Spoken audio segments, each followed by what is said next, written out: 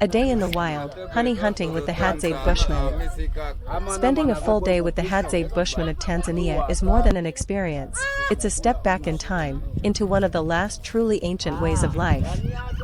And among their most cherished daily rituals is the honey hunt, an incredible journey deep into the African wilderness in search of nature's golden gift. Sunrise morning in the savannah. The day begins at sunrise. The air is crisp, and the village slowly stirs to life. There's no alarm clock, just the calls of birds and the rustle of leaves. The Hadzabe men prepare for the hunt with bows, arrows, and simple tools. No GPS, no maps. Their guide? A tiny wild bird called the greater honey guide, known for its unique relationship with the tribe. This bird sings a specific call and flits from tree to tree, guiding the hunters toward hidden beehives. In return for its help, it gets a share of the honeycomb, usually the wax and larvae. Bow and arrow tracking the hive. The hunt is physically demanding.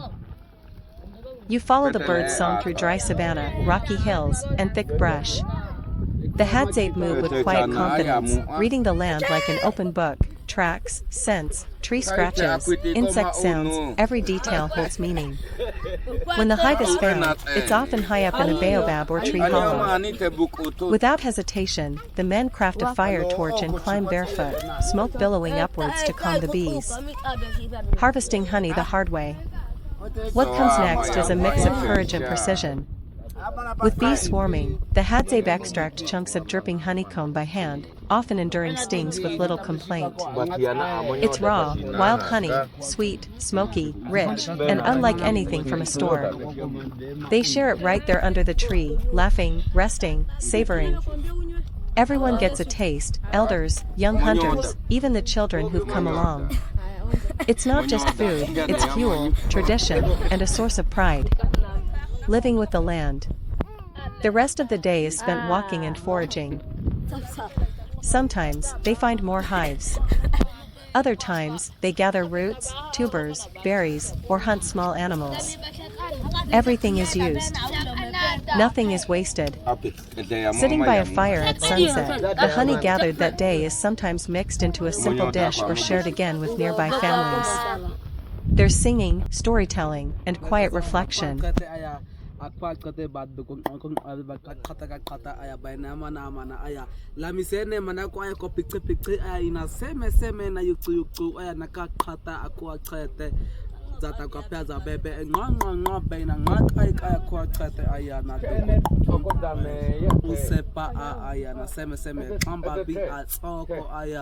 At first light, the Hadzabe of Tanzania rise with purpose. Their morning ritual isn't about brewing coffee, it's about following the call of the greater honey guide, a wild bird that leads them to hidden treasure, wild honey. The Hadzabe whistle and chirp, mimicking the bird's calls, forming a rare partnership between species. When the honey guide responds, the chase begins. The men move fast and barefoot through thorny scrub, carrying handmade bows, fire sticks, and small axes. Once the hive is spotted, often high in a tree, they ignite a bundle of dry leaves and dung to produce smoke. This smoke calms the bees, allowing one of the hunters to climb the tree with no protection. Using a small axe or stick, he cracks open the hive and pulls out golden honeycomb, larvae and all. The reward is immediate. The honey is eaten fresh, shared by all, sweet and warm from the hive. This method is not only efficient, it's ancient, passed from generation to generation through observation and ritual.